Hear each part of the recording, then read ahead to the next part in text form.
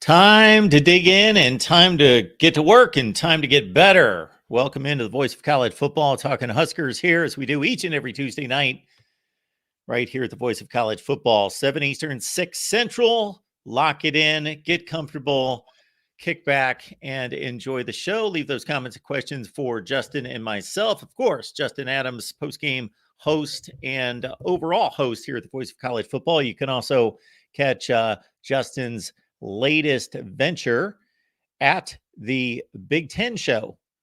And Justin can tell us more about that here in a few minutes. Justin, how you doing tonight? Not too bad. Like I was talking to you before the show, just tending to a sick girlfriend. So outside of that, everything's going well. So very nice. Well, I better not say anything. I don't want to get myself in trouble. Just do your role, do your best, and make sure you're there. Yeah. All right. Keep me out of trouble, Mark. That's it. All right. Well, Matt Rhule is reviving this roster, revamping and retooling. And I know you wanted to address the latest moves there. Yeah. So just, a lot of the questions coming in, majority were just about the roster movement, just because Nebraska has been over scholarships right now, still sitting at about 94 of 85. So the latest movement, Randolph Kapai joined the portal today, late, it closes January 2nd. So, today. So late entry into the portal, albeit so probably the last one. There was 10 total. None of them really, big keys to this team in the previous year. One for him, Jacob Hall, punter. Javier Morton moved over to Alcorn State. Chubba Purdy, projected to potentially go to Cal or TCU. Right now, Cal just kind of slightly leads. Baron Miles, wide receiver, tight end Jake Applegate, Taman Lynham, he's over at Pitt now. Jeff Sims still undecided. Isaiah Harris, running back, and John Goodwin. So, one of the biggest things I noticed about the exits is they tend to be, outside of the quarterback, and we had one receiver, but outside of those two positions, they seem to be at positions that are, kind of stacked with either, talent that is junior, senior, kind of on the defensive side of the ball, or positions that we're strong at. So it seems like the movement is less indicative of, something they didn't like within the program, and more indicative of just, maybe they weren't the guys that thought they were going to be able to start at those positions. So I think that's another key thing to look at too, is this the type of player that we're losing. Because again, a lot of Matt Rhule's ability to connect with players and recruits has been pretty evident in this cycle. So Justin, you're not really seeing anywhere with these transfer portal losses, it really causing much damage to any particular position unit. No, and it's interesting because, the 10 out, outside of Chubba Purdy, of course, Chubba is the exception, but outside of them, none of these guys were going to start, and outside of maybe them developing a little bit more, I don't think they would have ever kind of been guys at the top of the depth chart, unless it's emergency situation where it's kind of like this year. And even more so, the transfer in, I think, is going to be more impactful than losing all of these guys. Bly Hill, just the one transfer in so far recently. We can get into some of the visitors this weekend, but Bly Hill, the cornerback, we had two defensive backs leave in the portal, and we got, Bly Hill back. And then, of course, we got about I believe 6 defensive backs in this recruiting class as well. So, and another thing too is looking at the positions that we lost at, in this class, 2 quarterbacks, 6 wide receivers, we lost 1 receiver, 6 O-linemen, O-line and wide receiver are biggest positions in need. We lost 1 receiver, got 6 in the recruiting class. We have 1, potentially 2 visiting this weekend. Offensive line is a struggle. We lost no O-linemen, but we got 6 in the recruiting. Defensive line, lost no defensive linemen, position of need, lost no linebackers, got 2 in the class, lost 2 DBs, got 6 in the class. So he's building that foundation to where these positions don't look like they're going to be muddied up with having too many people at this position, not enough at this position. And I think that's going to help balance out the roster and the scholarships going forward, just because, it makes it easier to fill a room than it does to fill a room and then try to, take some guys out of a different room or force their hand to get out of a different room. So, Justin, the name that jumps out to me based on my football watching and tracking particular movement over the last couple of years during the transfer portal is wide receiver Isaiah Nair. He had a nice season 2 years ago for Wyoming, 44 catches, 12 touchdowns.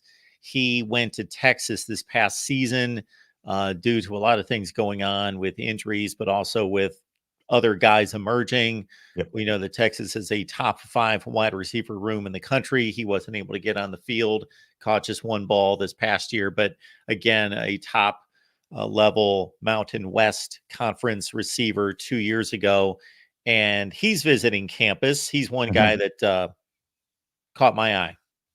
Yeah, and kind of like you said, he's 6'3", 216. So one of the things that I'm not sure, I haven't seen anything yet on whether this indicates Jamal Banks' situation, because Jamal Banks was supposed to be the other visitor, of course, at the wide receiver. So I don't know if the late addition of Isaiah Nair is just them trying to maybe potentially nail down 2, because they both fit the X receiver profile that we're kind of looking for. Of course, Malachi Coleman, nobody's saying Malachi Coleman can't be that, but just Malachi Coleman, not a lot of experience, true freshman last year, did get a few catches, but they need a guy, like one of these guys, Isaiah Nair, 1 reception, 14 yards this past season. But, when he transferred in from Wyoming, he had some heavy hitters, coming after him. So, got injured before the 2022 season.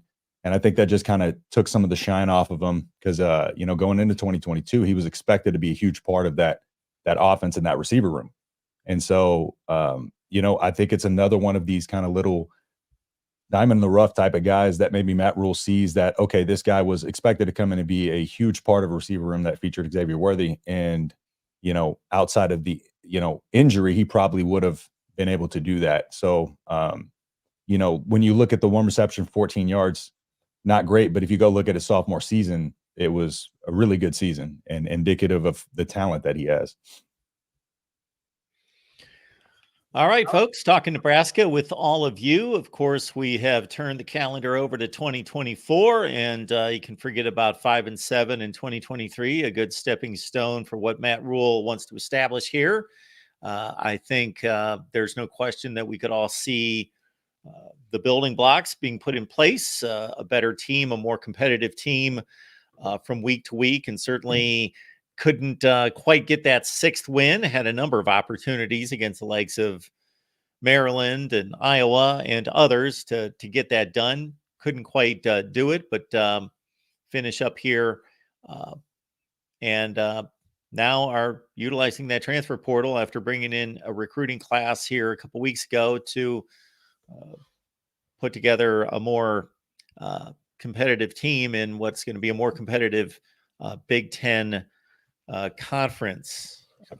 Yep, and as we saw last night, just the conference isn't getting any it isn't getting any weaker, and it's the recruiting class, kind of like we've talked about before, is just, it seemed like it was the absolute perfect time to be able to kind of, this recruiting class might go down as one of the most important, not only because of course, the big fish in the pond, but the fact that, with the Big Ten getting tougher next year, recruiting is going to be a little tougher. So, trying to get Nebraska back to the forefront of recruiting, coming off this season and then going into next season with all these, new people in the Big Ten, it was going to be a lot tougher to recruit. So, even more so a reason why he nailed it in this one. And, with his philosophy, which I can go into a little bit more later. But we saw a lot of his philosophy in this class, and, it's a testament to the fact that even in this, chaotic college football world, and then even with, feeling potentially the pressure of going into a tougher Big Ten season next year, he didn't let the pressure get to him and take him away from what he knows as his foundation of his style of recruiting. He does what he does, and he doesn't get away from that, and he trusts his methods, and it's no more. This was the perfect test for it, and he still followed suit with what he's done at Baylor, with recruiting, et cetera. The same philosophies apply. So, Justin, unless there was something else you wanted to dive into, you could certainly take that topic on that you wanted to hit on. Yeah, first thing, I'll just go over just a couple more visitors, of course. Dante Dowell, the running back from Oregon. I've touched on him a couple times in the previous live streams. And then Idaho linebacker Excree Alexander was another one that I saw as potentially visiting as well. And so, this signing day, there's, just with the numbers the way they are and the portal closing today, essentially. So there's not going to be a lot more movement. So can't expect too many guys to be, I don't know if they're going to be able to take both receivers. It just depends on what their plan is going forward. But I would imagine they are trying to take as many of these guys, these 4-star potential guys, and as they can, because you still want to be able to make sure that even if you have a room, of 2 stars walk-ons, it's beneficial to have a guy who's swing big and stuff like that. But we'll see. But the QB situation is still in flux as far as depth goes. We've got to be able to add, I feel like, another quarterback to the room right now. 2 true freshmen and Heinrich Harburg. Not ideal. So what I was talking about in my live stream the other day that would be difficult is finding a guy that's willing to come in and essentially accept the backup role, or the emergency backup role, but still try to find a guy that's experienced enough to be able to come in and step in, and good enough to be able to step in if his number's called, to kind of come in. So not sure if they're looking at running the 2 true freshmen out there and just rolling with that, but I would imagine they've got to have some kind of plan as far as the quarterback room goes. But, getting into Matt Rhule's kind of philosophy, and, I don't know if you've kind of looked into, so I'm curious your take. Have you noticed anything specific or particular about Matt Rhule's style, just from, far away, seeing him throughout college football and as a guy who knows college football? Do you see anything different as far as his style of recruiting and how he builds and why it's successful?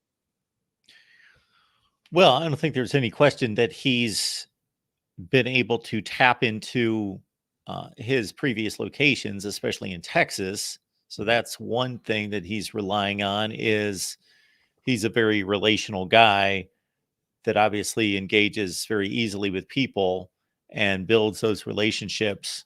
So he's using those to continue on into the future, and mostly in Texas again, because there's more players in Texas than just about anywhere. So that would be one. I know that he's looking for speed. Everybody's looking for speed, but maybe he's putting a little bit more emphasis on it.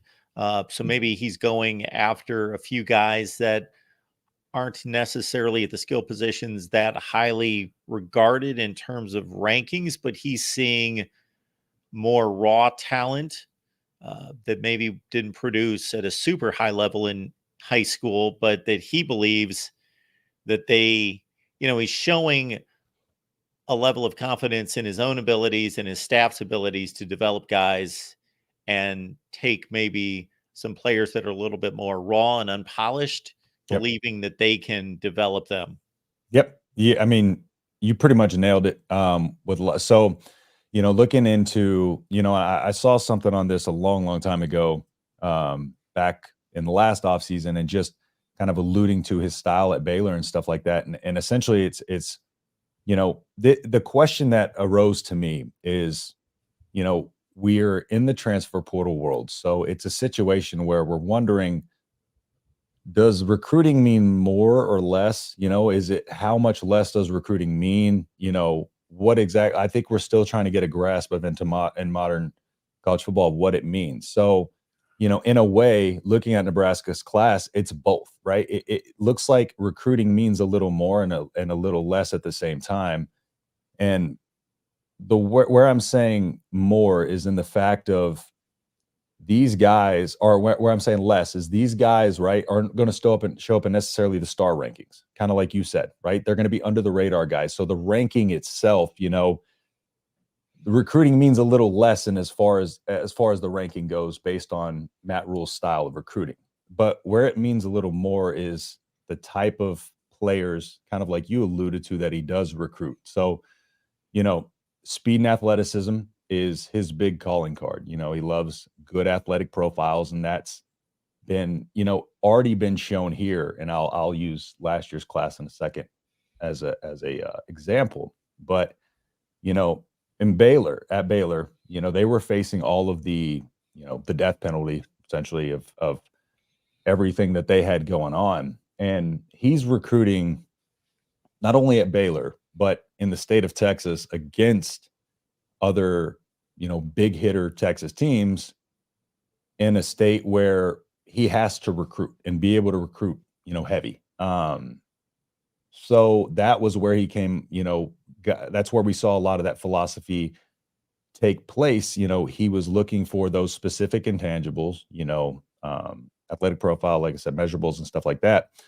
But at the same time, he wanted track guys, right? So these guys that necessarily may not have popped off on film, right? Because when looking at these guys' film, that's where a lot of these teams are like, okay, this is a 4-star, this is a 5-star, this is what I see in this guy. Maybe some guys that don't have necessarily great tape, but like they fit the specifics of what he's looking for in the other regards. And that was kind of alluded to when, I think I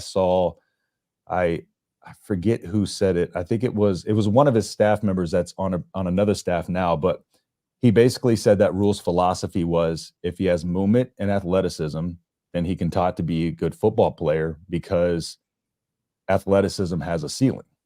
And so he's taken these guys that are, going to be what's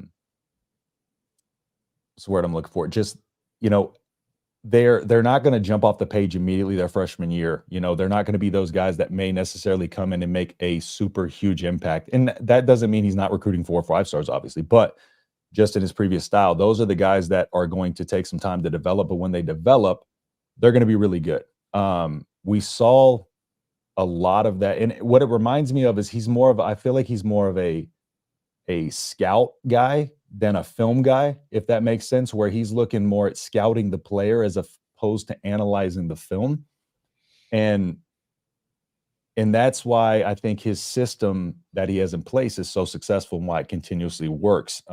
This year's recruiting class, for instance, there was a lot of people in this class that had family members that were dual sport athletes. I had a few of them listed here earlier. So, Vincent Shavers was a 2-way player, linebacker, running back. He likes that. Amari Sanders was a dual sport athlete. 2022 was his first year playing high school football. Larry Tarver, track guy. Bly Hill, size and athleticism runs in his family. So it's one of those things where he relies on that athletic profile more so than necessarily the skill building. And so that's why I said earlier, he trusts his style because, he's still in that same breath. He's still sticking to the same exact type of player all these years later and still handled the same way, especially at a pressure filled school like Nebraska.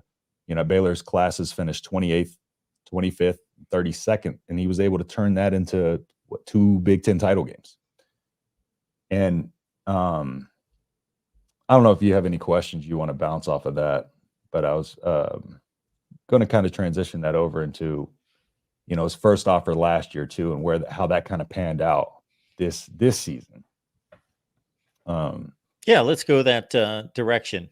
Okay, so Jalen Lloyd, for instance, okay, Yep. looking at Matt Rhule's first offer of when he was hired last season. So Jalen Lloyd was supposed to come on the day Matt Rhule was hired to join the track team. Okay, so Jalen Lloyd's dad was an All-American jumper at Nebraska. He's a Nebraska kid, and the day that Matt Rhule was hired, Matt Rhule offered for the football team. So he delayed his signing to the track team for a week and visited for the football team. Now, he was a top national track star in triple jump, long jump, 100 meter, 200 meter. And the thing is, he trusts his ability to unlock the strengths, right? So he brings Jalen Lloyd in.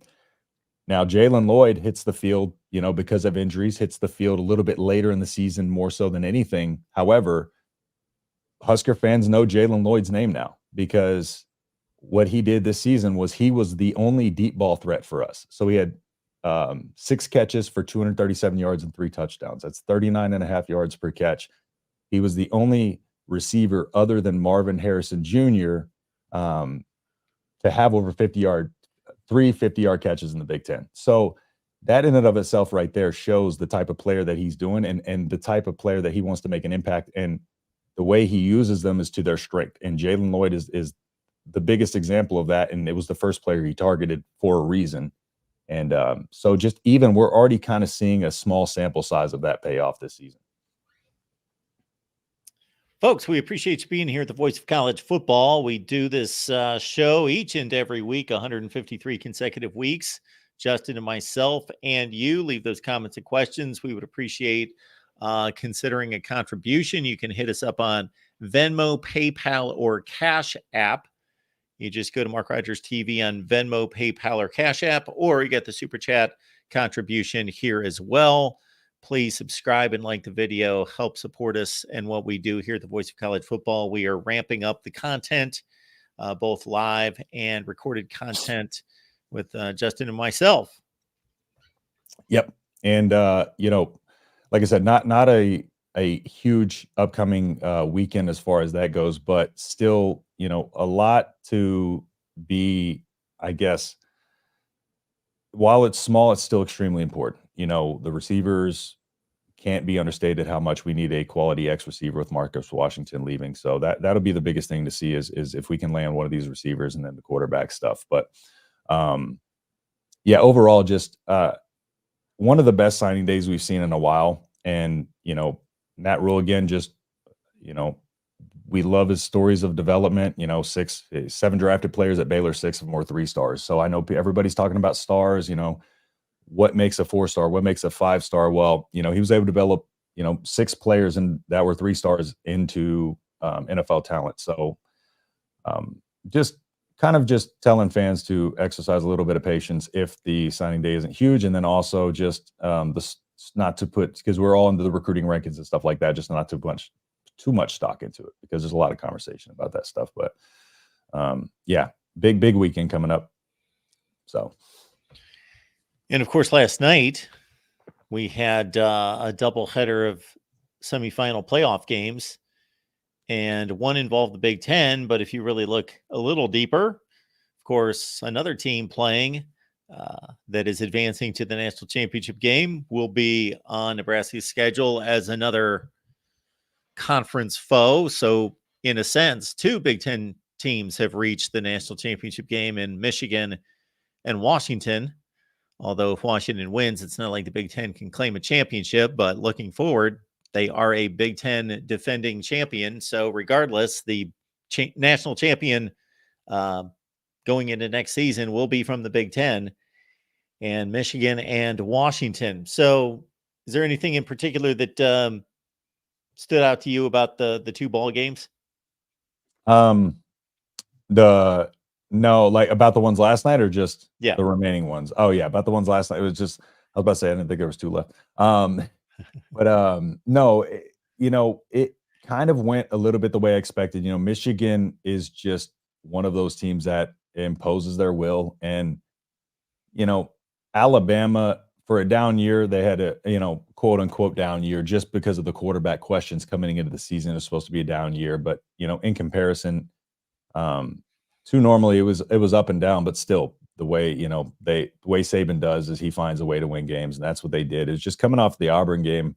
I wasn't sure, if Alabama was for real or not. I know they got up to play Georgia, but, they made that a heck of a game. And of course, Texas, Washington, I thought were the 2 teams. I don't know your opinion on this, but I thought they were the 2, of course, weaker teams of the bunch. And defensively, I feel like that game last night, there wasn't a ton of defense playing. So I think a lot of people are looking at this Washington team and seeing how that offense looked against Texas. And it looked good. Penix is crazy. He's excellent. And I'm curious to know where he stands on like the echelon of who you think, college football will be drafted next year. But I don't know if Washington's going to be able to do any of that to Michigan. I think Michigan will impose their will. I think Michigan will be able to just wear them down. I just think they're bigger, stronger, more physical. And it's just that defense is going to, defense wins championships. That was the old adage, and I think that's true because they're going to go in there. And I think that offense, when that offense slows down, that offense is going to be trying to figure out what they need to do next. And it might lead to them making mistakes. That's typically how this works, especially in Michigan's way, because Michigan doesn't shoot themselves in the foot a lot. So, that's my take on it. I just think overall Michigan is just the better team, and I just think it's theirs to win. Michigan's been the most consistent team and the most consistently dominant team the entire season. Now, a lot of people pointed, including myself, not that I was challenging that or doubting that. I was just laying out the fact that for most of the season, the schedule was extremely weak. But they delivered certainly in the Big Ten championship game and against Ohio State and Penn State as well. And now against Alabama in what could have gone either way. You go to overtime. I had a record earlier today with a Alabama guy, and we'll be doing the Michigan show here in a few minutes. And there's 25 different plays you can point out that could have turned it the other way. So it was that close. But Michigan up front, wow. I don't see where Washington's going to be able to deal with that pounding for 4 quarters. And also where Texas, and this is sometimes where teams suffer from their offensive, their head coach in this case being an offensive guru, and that's usually a positive, but maybe being a little too exotic, a little too fancy when Texas was chewing up yardage on the ground and kept getting away from that. They'd rip off 8 and 10 yard runs, and then they would have to throw in some kind of gimmick. Mm-hmm. And I think Texas should have stayed with a run more, not only because they were successful, but because they were keeping Michael Penix off the field by running the ball, and they got away from that too much. Mm-hmm.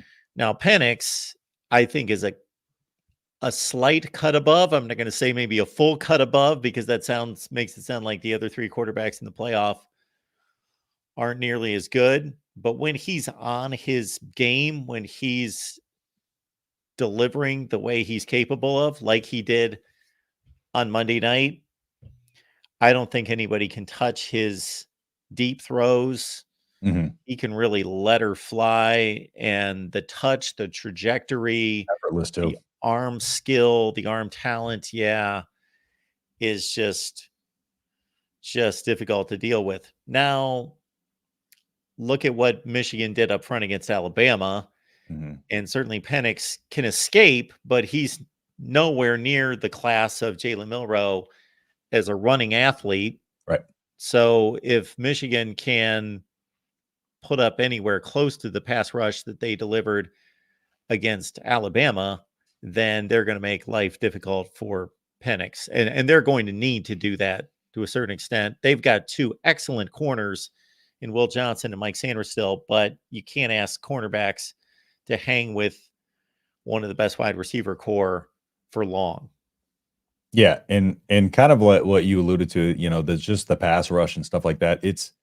And the fact that Michigan is just not going to really, it's not going to be easy to get the deep ball on them. And that's why I think that when that's closed off for them, it's going to be a little bit of, okay, what do we do now? Because it seemed like, they do like the quick underneath stuff, but then they also are very reliant on the deep ball, as we saw last night. So what do they do offensively when that's completely taken away from them?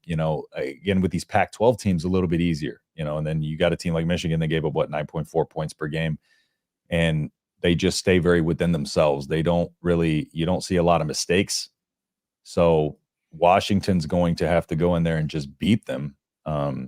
And they can't rely on, Michigan making mistakes. So, and I don't know if they got the talent, Michigan, again, always up there in recruiting. So, and then just they've been, in the playoff before. They've kind of been in these big moments, multiple times. I think all that's going to factor in, and no slight on Washington. They're a great team. Like, I also counted them out against Oregon. I thought Texas was a slightly better team, and they've been proving me wrong. So I wouldn't be surprised if they did it again. But just in looking at it, I just think the Pac-12 in general in Washington is it's a little bit weaker. But, of course, there's only one way to find out, and they can prove us wrong. Do you think this at all changes the Florida State debate, though? Do you think, because kind of looking at it, you think to yourself, maybe they did get the matchmakers got this right? Do you think Florida State's argument is, I don't see as many people talking about it, just because of the games, the way they played out yesterday, that, has been the majority of the conversation. And then some people are changing their thoughts on the Florida State situation a little bit. Well, my argument for Florida State never had anything to do with who the four best teams were. It had more to do with them earning the spot because of the undefeated record and the conference championship. Yep. So that was my argument. It wasn't that Florida State was better than the other four teams, because I did not believe that they were at the time, and I still don't. We didn't get a chance to see Florida State really play against Georgia. We saw what was just a complete embarrassment of a football game. Florida State didn't have its two top quarterbacks, two or three top running backs, three best wide receivers, was completely gutted on defense, just really showed up with no one. And so what do you do with that score? Yeah. I think the one thing about it, though, is it's, 60, what was it, 65-3? Yeah, 63-3.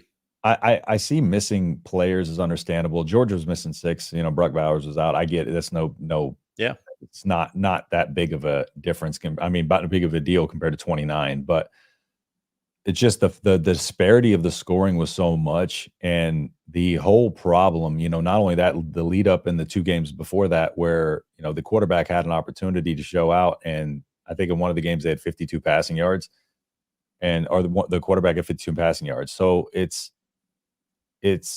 was their lead up right there was to handle business and show that they could do something. But then we're talking about the 29 players, and I know that makes an impact, but however, we weren't even shown that this offense with those guys can be successful. And especially, with the score being what it was, I don't know. I just feel like that wiped any potential question in the mind of that. And not only just that game, but just when those games played out yesterday and how they played out. I think like multiple things are factoring into the fact that, like, yeah, we got that was a great, yesterday was great for college football fans. That was one of the best days I can remember as far as how good the games were. And I'm wondering if just part of that has kind of wiped that slate clean a little bit, and people are just kind of being like, okay, maybe they did get it right. Because I'm noticing that a little bit, but wasn't sure if you still, and even to your point where it's like, they weren't one of the 4 best teams, but they earned it. And that's kind of where the committee chairman, I can't remember his exact title, was kind of like, we're not going, it's versus earned. We're trying to get the 4 best teams that fit, as far as, like, you can't put a 3-loss team that you think is the best, of course, but just in that general area, they're trying to get the 4 best teams and not the 4 that earned it, is what he basically essentially said. So I don't have an issue with the selection that they made. I have an issue with that they have not stuck with that same approach before.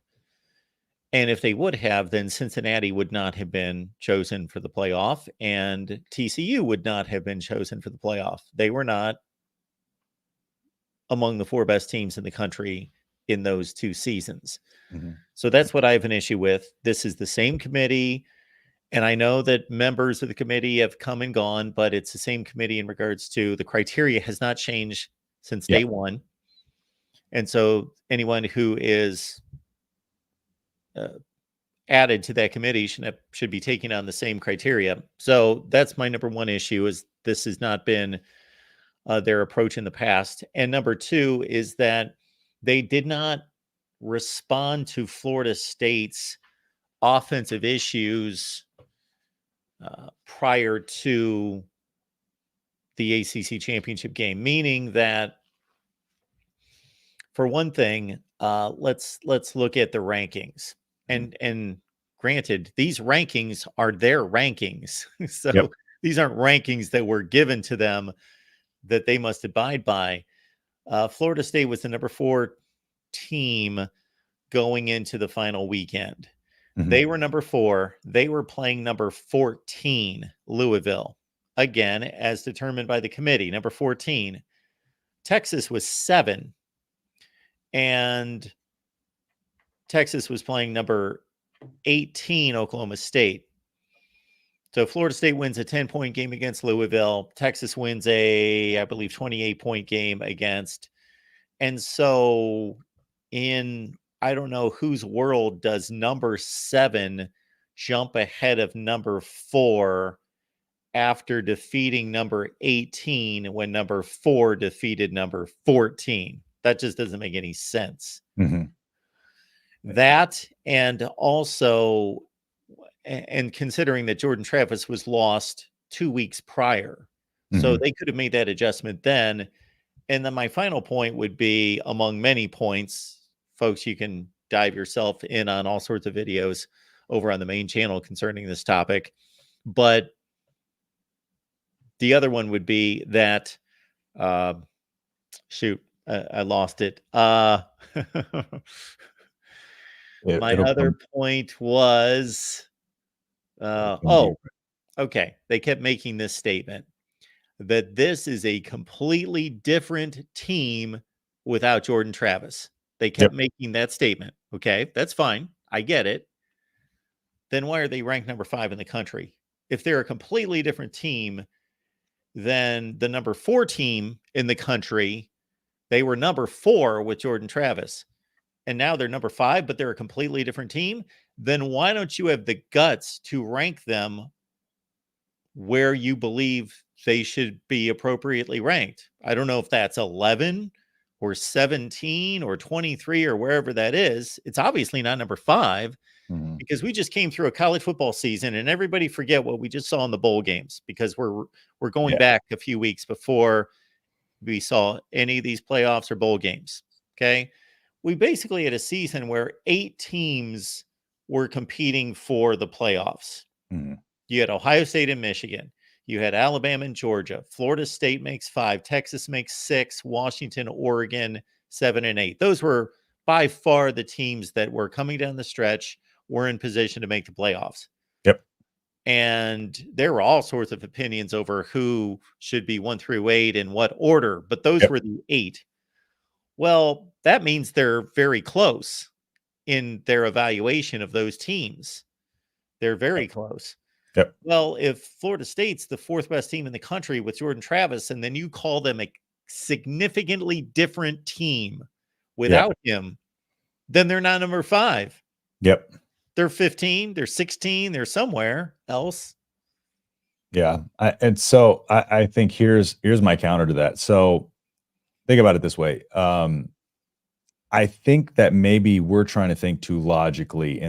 I think what they try to do is maybe keep Florida State there, just because it's easier for them to keep Florida State there and potentially move them down than to move them down and then have them fight some of these teams that are above them to jump them.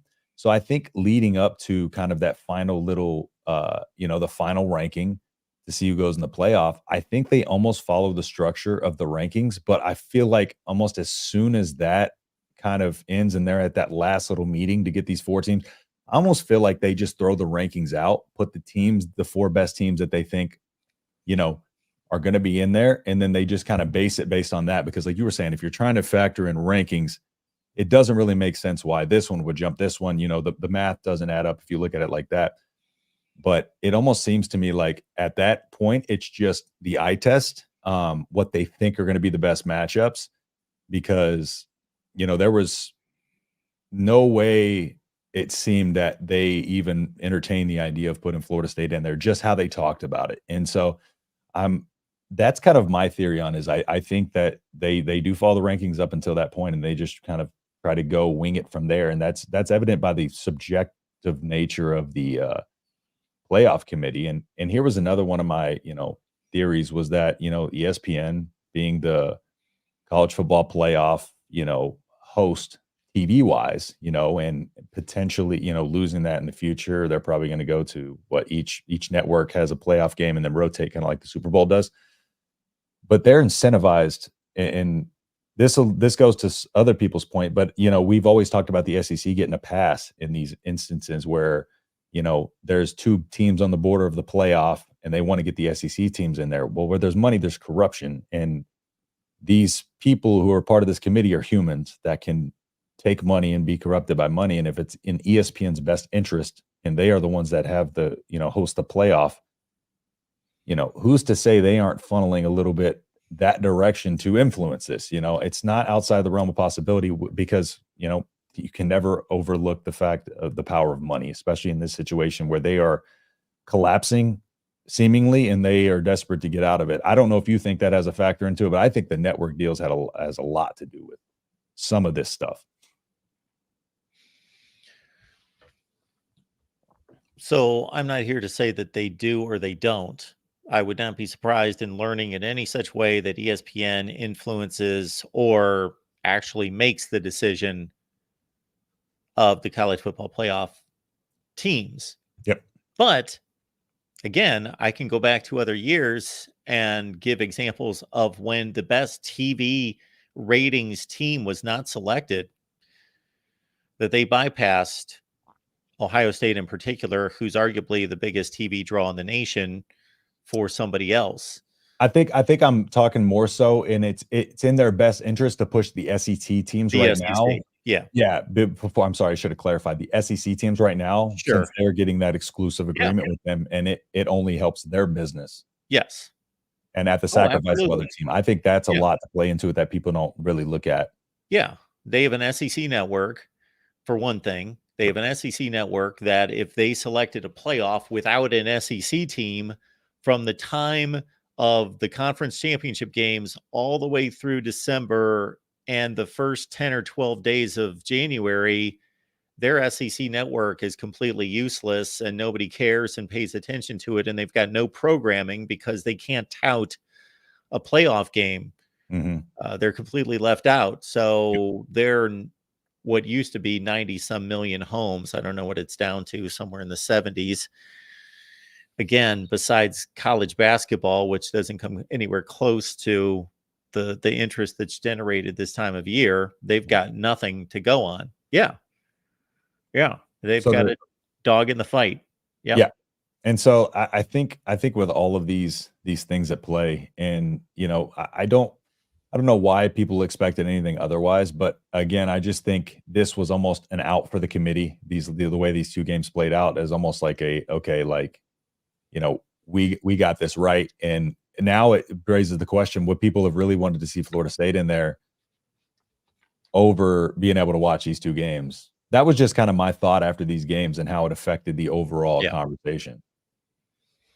And I don't know just if it changed your mind at all. It seems like you're still kind of, and a lot of people I see are under the impression of it's right. It's the right thing to do to put him in. And I think that's kind of where the opinions aren't changing, is probably like your opinion, right? It's the right thing to do based on, what we've been, kind of shown before and what the criteria is supposed to be. If you don't earn it, then, if it's so subjective, then that really is kind of crappy for the teams that, aren't those big name teams coming in and just fall to bad luck at the end of the season, like losing your quarterback. And so, I wasn't sure if that changed your opinion at all, but it seems like yours is just, you think it's the right thing to do just as a college football fan, right? Yeah, these kind of things don't tend to change my opinion because, again, to me, we have to go back to the point at which the decision was made, not the information that we have now. Yep. And yeah, did they select 4 good teams? Did they select 4 that earned it, that are worthy, that may be the 4 best teams in the country? Absolutely. Yep. Could Georgia have been there? If you're just selecting the 4 best teams in the country, could Georgia have been there? Georgia, Yeah. Ohio State, Michigan. The 4 best teams, in my opinion, Georgia, Ohio State, Michigan, and Texas. There you go. That's in my opinion. Yeah. The very first year, they were weighing between Ohio State, TCU, and Baylor. Yep. And they selected Ohio State. Ohio State justified their decision. So on one hand, you could still have people that would look at the resume of TCU and or Baylor and say, we can't take what we saw in the playoffs because that's not when they made the decision. But I also understand the argument that what happens in the playoffs shows the quality of the decision. Yep. And that year, Ohio State backed up their decision by proving to be the best team. Yep. That's a good point. And one thing, I'm sorry, just to touch on something Dion said in the comments. That's another thing where he says non-playoff games. I'll pull it up here. Non-playoff games are nothing but winter scrimmages. So that's another thing that look going forward and bowl games in general. We use bowl games, I know, as a measuring stick. Just kind of like success is depending on, for some teams like us making a bowl game. It's like, when can Nebraska make a bowl game? That's how you track success or failures. How long has it been since they made a bowl game? Do you think that just with the amount of opt-outs and the way the transfer portal is early, and those players not playing, do you think the bowl games kind of, and my thing is, with the transfer portal stuff happening before the bowl games, and then the bowl games happening and not meaning as much, is it, it's almost like more beneficial? You think it's more beneficial, not make a bowl game, but in the grand scheme of things, like it worked out for Nebraska this year, versus them making a bowl game? Maybe we don't have the time and effort to push and get Rhule, and stuff like that. So what's your take on that? Because that's a good point he pulled up. Yeah. We don't know about the Rhule situation. I do know that there are playoff teams and bowl teams that are making similar pursuits of players and able to make recruiting pushes. I think it's just a little harder to be able to kind of oversee that and put a full court press and have your staff, kind of Rhule staff was every day kind of there, flying the whole staff out and stuff like that. And I know the 14 extra practices, that stuff helps, but I'm just curious to know how far the value of those bowl games has fallen. Well, I get your point, and your point makes total sense. There's only so much time in a day. But if you look at the teams that, if we took all the last 24-hour decisions that were made across America of all the top players that decided in the last 24 hours, most of them went to playoff teams or New Year's Six caliber teams. So those staffs still had the time to go out and pursue those players. Yeah. No, yeah, they do. And I'm just wondering if the fact that, it is somebody like in specific, maybe I'm just looking more specifically at the Rhule situation, because they literally had to kind of put the full court press on and all of, and then getting Kyle McCord on campus. So maybe just in certain situations it works out, but in the grand scheme of things, of course, making a bowl game and having that extra, stuff that provides is still valuable. It's just a matter of the fact that it's kind of sad that the bowl games are almost devaluing in a way based on the transfer portal. I think the only other thing may be to I don't know if there's any way they can move the way the portal operates back. I don't think there's any way they can go about that. So it's one of those things that this is always going to be an issue, and it's going to get more of an issue as more people enter the portal. More of these players are going to be opting out. Yeah, I haven't thought about it enough and probably don't have enough information to back up this suggestion. But if the portal opened today, one day after the playoffs and all the bowl games were concluded, everything except the national championship game. And classes start, schools enrolled, players are going back to practice for winter workouts and all of that at the beginning of school. That's roughly January 20th for most schools. Then there would be about a 3-week window if that was changed. Yeah. So that would make it even more difficult. Yeah. The other thing I would like to see happen is that these NIL deals included bowl games, meaning this is your NIL deal and it's contingent on you completing a college football season. I like that. Yeah. Yeah, I like that. The thing is, are they allowed to incentivize like that? I would imagine, since there's no like Probably contracts. Yeah. So there's really nothing you can do about it at this point, other than it's just the fact that, like, I think it's just as an old school college football fan and like how much pageantry and pride there used to be behind winning the bowl games, seeing that kind of dissipate, it's like, Yeah, I hate it. is it set up to get worse? It seems like it is. Oh yeah. It's getting worse. The only thing I saw in a positive vein this year is that it seemed like the number of opt-outs was not necessarily lessened, but it seems to have hit a threshold that this is about what it's going to be. Yeah. And it used to be just those were all NFL draft decisions, and now it's NFL draft decisions plus all the portal decisions. Yep. And then it's funny to see with some of these teams, there are some players, depending on how they market themselves and see themselves as a commodity, where they actually play in the bowl games. Yep. If there's a decision made by player determining, I would like to put this game on tape and make this an audition for my next school, and the coach thinking, hey, yeah, we could still use you. I want to win a game. So some of them still play, which is kind of interesting that they're playing their last game knowing that they're leaving. Yeah, exactly. And a couple more just to touch on here, and there's the last couple comments. So on the QB coach situation, still nothing new on there. Just do want to point out that, you know, of course, I mentioned it earlier, Satterfield was supposed to be just the tight end coach and OC. I mentioned that on a previous live stream, but due to Jake Peets falling through at the last second, they were unable to get, you know, Peets on staff. So Satterfield had to then go coach QBs, tight ends, and be the OC.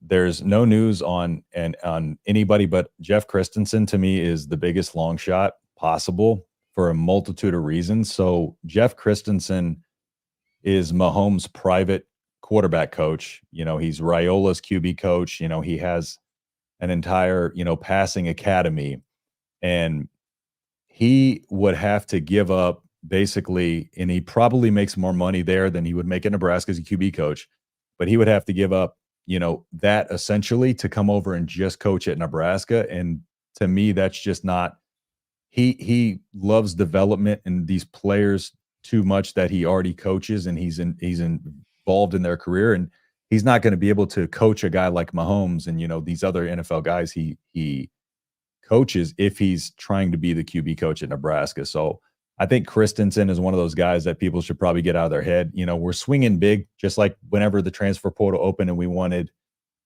you know, Prince Will, Unami Whalen's brother, and, you know, wanted, I forget the running back from Florida, ETN. But this is another one of those where we're thinking big, but thinking logically. It's probably not likely that Christensen's coming over. So it may be a guy that's a little less sexy, you know, but, you know, Adam DeMichelle had, you know, posted a lot of stuff that people thought maybe would indicate that, but no news lately. Just to exercise caution in getting your hopes up for Christensen, because that's a long shot.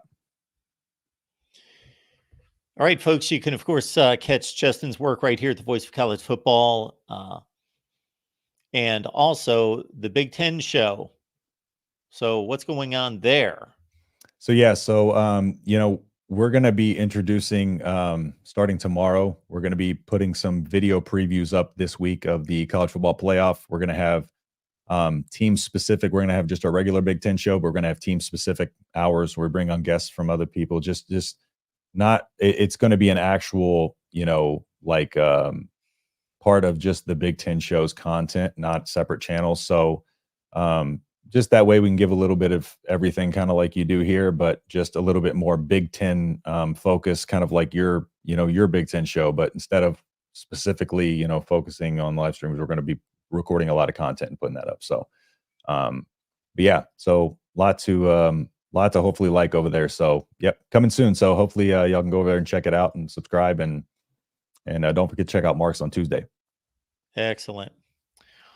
All right, folks, appreciate you being here at the Voice of College Football again next Tuesday, right here, talking Huskers at 6 Central with Justin and myself. I am headed over to the Michigan channel right now to talk Wolverines, and they've got a pretty big game upcoming here in the next week.